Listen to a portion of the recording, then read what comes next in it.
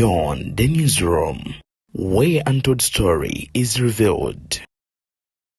Mukutu semakuto gwa BTN Media Beyond at the newsroom njagala okubabuuza kono balamusako mu bitundu by'eggwanga ly'etu Uganda ebyenjawulo yona gye muwangalira ate okubeera nga mutulaba kyamukola kya muwendo mungi nnyo nnyini ddala kyalwaddaaki musajja mukulu amanyikiddwa nga Nsibambi ne banne ate baswadde lwaki ebyabasawuda madada nno byeyongedde okulaba nga ate bibazaalira akabasa byonna ebyabadde mu kooti mwabyegese bulungi agengege wabula ye Nsibambi ne Muhammad Nsereko kuno okuswala kwe baswadde Ebuvanjuba nebugwanjuba ewaka wasigala we wasinga Beyond the newsroom gwe mukutu ogukuleetera ekyo ekisinga katiranga naffe ng'oyita ku noti 771 453 688 ne noti 744 26 45 na bino bikulu tetulanga bafere tetulanga basawo ba kinnansi n'abagwa mu koowe eryo mwebale kutuwagira. Thank you. N'okuswala kwe baswadde byewuunyisa naye ate nga bituufu. Leader of opposition mu parliament ono nga ejiwero Ssenyonyi Besekezi avuddeyo kataabe gwe Malaka ne musajja mukulu mu nnamagye amanyikiddwa nga Major Gen Flex Kulaigye. Ensonga ebadde yaki omanyi Joel ono bwatuuka ku nsonga z'omukulembeze w'ekibiina ki NUP Robert Kyagulanyi Center mu Mitembo abeera teyeerya ntama era ayogera kati nga omuseza Grace Wine nti eno munnaye gye ntwala yakuliirako bantu si yanvanga bulijjo oba nga abandi bwe bagamba. Kakati nno Joel ono biki ebyo ebituufu ebimutabukidde ate Minisita Bahati kiki kyakoze okutuuka okuba nga bamulangira paka ku ssaawa erifaananako bweriti ebyama ebivuddeyo era bye tutegedde byonna nsobodde okuba nga mbikuŋŋaanya n'okuba nga mbikuleetera munywanyi obimanye ate oleme kubaako kyosubwa buli kimu ogende maaso n'okuba nga okifuna nga bwe kirina okubeera nga kitambula n'obuwombeefu obw'ekika ekya waggulu awo wennyini wensinziira okusaba vidiyo eno osooka ogimpere like bw'ogiba like ejja kudduka emisinde mingi tukekubulisa kinno asobola okuba nga agifuna ate era mu ngeri yemu naawe nga gwe munuuni gwo ogusosola vidiyo zaffe njagala okusaba muganda wange twegatteko ku mukutu guno ngo subscribinga bo subscribinga ojjabo okoledde ddala ekyo ekisinga okuba ekyomuwendo omungi ennyo nnyini ddala awo ennyini anzikiriza nkuwe vidiyo tutandike wano n'ejiwedo Ssenyonyi nga beetwala ne Felix Kulaigye wuliriza. Afande Felix Kulaigye, respect is earned. General Yoweri Museveni, Mr. Museveni, I know you want me to call him, to refer to him as His Excellency President. I'm glad at least I call him by his name. That gentleman has gone on TV and called us fools. He was in Bunyoro campaigning for the NRM candidate. And he said, Ababasiru abakushajika Kyagulanyi, the fools who support Kyagulanyi. I'm one of those. I'm not a fool. So for the head of state to go on TV and call us fools, you know, I usually see many young people lambast him and abuse him on social media. I don't think that's right. And that's why you will never quote me as having referred to him as a fool or idiot like he refers to us. At least I call him by his name, you know. However, I think it's important to address somebody with a title, just like you're calling honorable. Well, there's no law that says I should. There's no law that says I should. That if I don't, then I'm breaking any law. But let me make this point. But discipline should begin with your fountain of honor. He goes on TV and he calls us idiots. Imagine the president of the Republic of Uganda. He has called us all manner of things. Pigs, swine, and so on, simply because we do not support him. That man should respect himself if he wants Ugandans to respect him. That man should respect himself if he wants Ugandans to respect him. Omanyi wero ono wabagenda meso n'okubeera nga submitting obanga yogera ku muntu alina nnyo statements zatera okukozesa ng'agamba nti mwami Museveni oba Gen Museveni. Kaakati Felix Kulaigye ne Bahati babadde bamutaddeko embeera naye ng'embeera gye bamuteekako eri nti oli ye head of state muyite muwe ebitiibwa bye bimwambaze n'abagamba bagundi mwe temundeetako lugezigezi. Omuntu gwangamba okuwa ekitiibwa ye yayita abawagiza Nuupu nti basiru tuli bawumba tuutu ewani nga ndi musiru n'agamba gobokera ku makyanga mukama wo gwoweereza enjogera ye bwete era nga afaanana bwoti kati gwegala nze muwe ekitiibwa ye ssebo anvome era n'abagamba nti njagala obategeeza nti nze Joel Ssenyonyi awagira Bobi Wine siri musiru siri mutole nga bwe mulowooza wabula musaana okubanga mweddako mubeemuko empisa kofe Uncle Joel besekezi totya bakulu nti ye abaffe abakubi abalala bonna emigo gwe tobatidde. Sometimes weetaaga abantu abamu okubeeyambulira nawo balage nti toli mmere oba toli mwangu kubanga abaganda balina olugero olugamba nti ow'ebbango bw'otamuwemukira teweebikka. Kati bano abaami badde bakinyeeko eno show bagiyita batya ziti big talk eri ku next radio gye wabadde Joel Ssenyonyi yatabuse n'atabukira ono gye byakomye nga abafuukidde akayinya mu ngatto. Wuliriza. Are we at war? Afande Kulaigye. It's not the real politics. It's about security. I allow this talk. I'm not giving you education. Well, it is half-baked because it's not based on the justification. Okay, but I will give information. It's fine.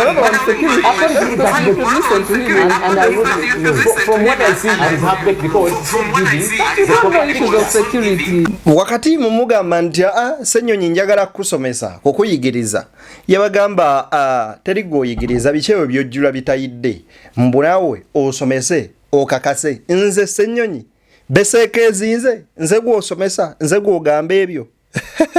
Ulira kyakola Bahati. There is a vote of no confidence on Honorable Bahati and his team. And I've had him trying through the usual rhetoric, trying to speak generically. You see, corruption, collective effort, even you in studio and so on. Honorable Bahati, Mr. Museveni told us your ministry is extremely corrupt.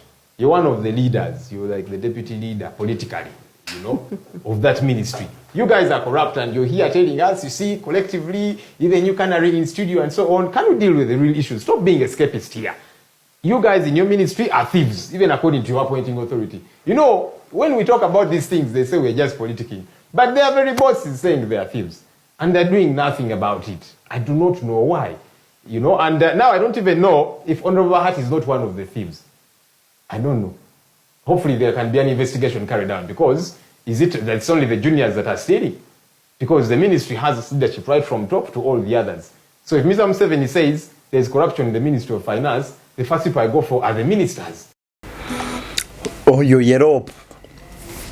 Yakwata Bahati. Namuteeka wano. Nabagamba Bahati oyogera ki? Nga mu ministry yomwe musinze okulya enguzi. Wano Gen Museveni ne yaba yennyini yakuwa omulimu. Abagamba mmwe mukyasinze muli bali banguzi. Era simanyi oba gwe toli mubbi. Ne mwenna muli babbi. Muli awo abali b'enguzi abakenuzi abamazeewo eggwanga lyaffe. Omuliro gwanyoose mu kooti ye nakawa olunaku olw'eggulo. Njagala tusooke tubirabe ate owulire kiki ngenda okugamba wano we tuli.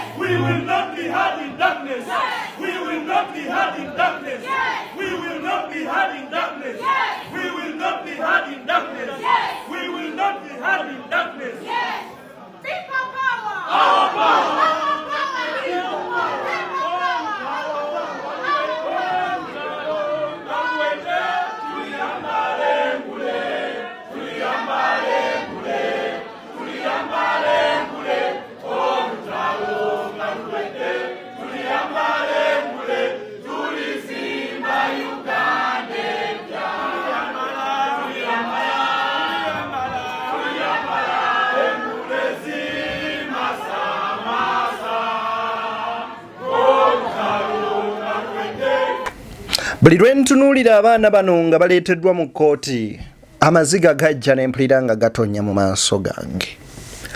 Era teri kintu kisinga kunkwasa nnaku ng'okutunuulira abaana nga bamukima ne bamujja mu maka ge ne bamutwala abaana be ne basigala awo nga bakaaba. Engeri gye batwalamu mukyala wa Najja Nasifu ne baleka obwana obuto bambi nga butudde obulaba maama agenda abasajja bamututte nga bwe bakutte emmundu. Olinaakera ku makya Najja n'abagamba mwebaza emirembe gavumenti eno gye yabaleetera yabalwanirira nnyo okulaba nga temufa ye singa tetwabagema mwandibadde mwafa dda mwenna ne muggwawo ne tugamba maama ekimansa nnaku kigimansa mpalo katulinde lwe kigiyingizaako mu nju yeewuwo anti lwojja ommanya ku maziga g'okufiirwa ogenda n'otunuulira nnamwandu n'ogamba nti oyo nno munnange yeekoza naye bw'omala okufiirwa naawe lw'omanyaawo obulumi bw'okufiirwa ng'osuze mu buliri nga ne bw'okyuka osuula omukono nga muganda wange teri gw'okoonako w'omanyira n'otandika okufuna ebirooto eby'entiisa ng'ajja kugamba nti ebweru gy'ondesse ntyayo nti wabweru gy'ondesse empewo nga nnyingi nti wabweru gy'ondesse enkuba ntoba gwate weebase zuukuka. Ebyo byonna bwe mbemala okukutuukako woddayo n'okuba ne weefumitiriza mu mutima n'okuba mutima emirundi 3 n'ogamba gunsingidde ddala. Omulamuzi wa kkooti yafuddeyo n'ategeeza ebigambo bino wammanga. Tebagenda kuddamu kuwuliriza musango guno nga mulimu kamera okukuba ebifaananyi ebiri live newankubadde okurekodinga. Era bannamawulire abanakkirizibwa okuyingira mu kkooti nga baddamu owuliriza emisango gino bakugenda na notebook basobole okuwandiika buli kimu. Wabula wayiswa mufumbiro n'akulemberamu banne ne babagamba nti tetugenda kulumizibwa wakati mu kizikiza. We shall not be hurt in darkness. Njagala obategeeza baganda bange nti ba scholars balina a saying that justice delayed is justice denied. Buli lw'olwisaayo obwenkanya kitegeeza omuntu oyo oba omummi obwenkanya. That's what law states. Ekyo etteeka kye ligamba. Ne bino byonna obikola nga gw'oli mukadde akabeera mu position nti gw'obikola oba oli ku luuyi olukola ebyo. Naye kubyamu akafaananyi enkya bwe lunaakya nga naawe oli ku side gye bakola bino era nga gw'omu ku abo yeah, Uganda mwetuwangalira. Kyamazima matuufu obitunuulira noga naye mukama eno Uganda yeeyo gye mmanyi oba Uganda mwendi indala mukko. Sauda Madada naye abadde ku video n'agamba nti nze onebonsi bambi tajjangako kundabako simuwangako instructions okunkiikirira mu musango guno. So era kooti neega nti oyo avudde mu faamu ya Nsibambi addeyo kubanga tannaweebwa instructions. Era tukubiriza bannamateeka bannaffe bw'obanga olina omusango oyagala okuwuza okukiikirira bannaffe sooka obatuukirire bakuwa olukusa. Naye bw'olaba ebintu ku mitimbagano eyo n'oga nti nze naye kankibuukire nti kikkirizibwa mu mateeka ate kati bano abamu basiniya ne mu mateeka. So tuukirira omuntu omusabe kale nti nsaba kukiikirira. Bw'aba takkiriza naye tolina buukira bubuukizi musango nga bwe tukiraba. Ekirungi nti kooti kikisootinze mangu neega nti ssebo kakati genda kubanga temwaweereddwa instructions nga bwe tukiyita mu mateeka. Tusaba ne bannaffe nabo batambulenga ffe bwe tukola. Tusiibye wano olunaku lulamba si nti twagala nnyo ne bannaffe baatusaba tubakiikirire okutuukiriza obuvunaanyizibwa buno. LOP, Leader of Opposition, Munnamateeka Council, Joel Ssenyonyi ayogera nabagamba ne mbagamba nti bano abasajja abakulu abaluvu kwegamba nga b'embuto zaabwe ne bw'oziiwamu ennyanja tezijjula era tezikkuta bakyayagala okulya. Abamu ku bo be basajja nga bw'olaba Mwami Nsibambi ono. Mwami Nsibambi yavayo n'agamba nti batuukirira Sauda Madada n'abasibe abalala era nga be bagenda obumuta bamaze okubeera nga banegotiatinga balabe butya gavumenti bwegenda okubayamba okubata eyabasiba. Era ng'ezimu ku ddiiru ze yatwala ewa Mwami Museveni yayeekwata nnyo ku ba political prisoners n'agamba Gen Museveni nga ye bw'ayagala okulaba nga abaana bano abajja mu kkomera. Well and good kye twandibye tekirungi even though bo baali tebamuwadde consent yaabwe nti tukiikirire era ffe genda oyogere ne Gen Museveni. Babamu ku bo tebali willing kusinkana Gen Museveni kuba tebalina kye bagenda negotiatinga nabye, tebalina kye bagenda kuwaayo mu exchange kulaba nga babata oba nga badda ewaka. Kyokka ono ye ne Muhammad Nsereka bagamba nti bamufunira lawyer n'abasajja bakulu waaki tebaswala. beba kyakulidde emivuyo gyonna egisinga ne bwe mukuba kulonda wano mu Kampala n'emirirwano. Omusajja omu yakola statement n'agamba mmwe muli basiru waisu ali mu kkomera abawangulako ati akalulu. Ebintu nebikola biki? Yomwagamba ne bagamba nti ate kati tugenda kiikirira gundi. Basajja mmwe lwaki temwekkakkanya? Nsibambi taata kewalya ke bakusuubiza kaagaana kaalakira. Omusibe naye abeera ne rights ze ezimukkirizisa okuba nga awaayo looya gw'ayagala amwoleza omusango gwe. Ekyo kiri mu mateeka. Ate mwenna ababikola muli bannamateeka kyemumanyi obulungi ekikkirizibwa n'ekitakkirizibwa. Wabula just baagala okweteeka mu kamera bagambe nti Nuupu balemese okulaba nga bawoza emisango gino era abaana okubeera kwabwe mu makomera. Projekiti ya NUP nti bagifunamu omutitimbe gw'ensimbi either wano oba wabweru w'eggwanga. Ebyo byonna ebifaanaganako bwe bityo tuba tubisuubira era nga tulowooza nti bisobokera ddala okuba nga bibaawo. Anyway, bigambo ebyo byonna bya Joel Ssenyonyi naye kankuwe kano ka vidiyo kamu tukole bwe tuti. This matter arises from the media. It does not arise from actuality, people being there. It is from the media. Now we are having a judgment without clarity, and you are sending us to the gallows, back to the gallows with a judgment without clarity, chasing away. You yourself in your judgment, you say we are many. That means not all our relatives can be here. Now you are reducing this court process to authors. Excuse me, I'm speaking.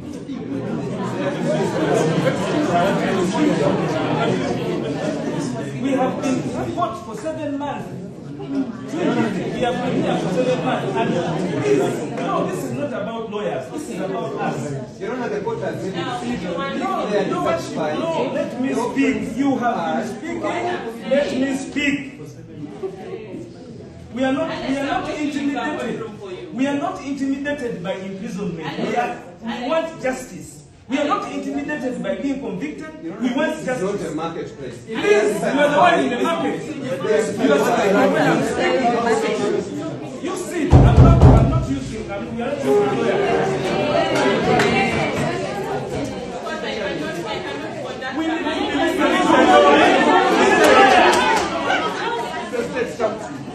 This is our life. Listen to me.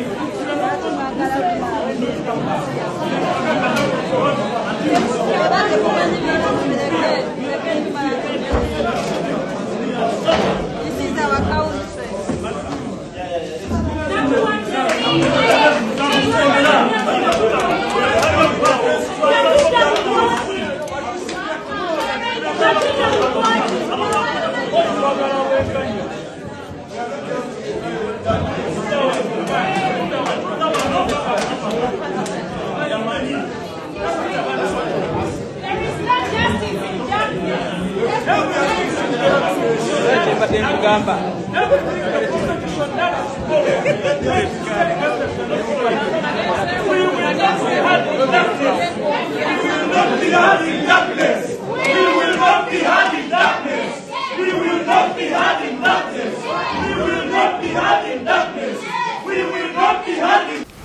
We will not be hurt or hard. Tetujja lumizibwa mu kizikiza oba tetujja kuwulirizibwa mu nzikiza. I think so. Anyway, eyo si point yange. Point yange eri wano. Alex Waisu amufumbira annyonnyola omulamuzi. Batambudde kkooti emyezi 7 mirambirira. Obujulizi bubabuze. Tebalina bye basalawo. Kyokka ate ne bagenda maaso n'okwera nga babakandiriza. Okubanga babateekako obukwakkulizo. Kino n'ekiri. Bino byonna byaki? Ne kano nakabagambye nti ogamba nti annamwandu yeekoza wakyejo nnyo nga tonnafiirwa naye wo bw'amala okugendayo n'atandika okujjira buli ddakiika nga bw'akugamba nti empewo y'emagombe ensuseeko dd'omanye obulumi bw'okufiirwa. Katubasabire ku birungi bye mubatuusaako bannaffe Uganda ebyo bateeka mu makomera ebyabamu okufa abamu okufuuka abalema ku birungi ebyo bambi ku mirembe mingi gye muleese bituuke emirembe egyo Mungu atusaba atuyamba agishifting agibatereko ne mu famire zammwe ayi Mukama Katonda ow'ekitiibwa tusaba ku birungi bye batuusa ku bano bambi birungi nnyo ebikolwa bino era bireese emirembe eggwanga likulaakulanye Mukama tusaba ebirungi ebyo tobikomye ku saidi emu yokka Mukama tuyambe biteekeko ne mayumba gaabwe abafa nabo babalabeko mu mayumba gaabwe abakola ebikolwa ebiringa bwe biti abamma bannaabwe justice Mukama nabo kibateereko mu nju yaabwe awulire bwe kiruma oba awulire ku buwoomi bwakyo omanyize muntu asinga obutaba selfish mu nsi muno ekiwooma mmenyako ne munnange n'alyako kyovula nange era nammwe nkabaagaliza nti Mukama kano kateekeko mu nju zaabwe bakafune era bakawulire kulwa Katonda n'ensi yange mbaagaliza bimunjagaliza nze Deni Beyond the Newsroom gwe mukutu kwoli.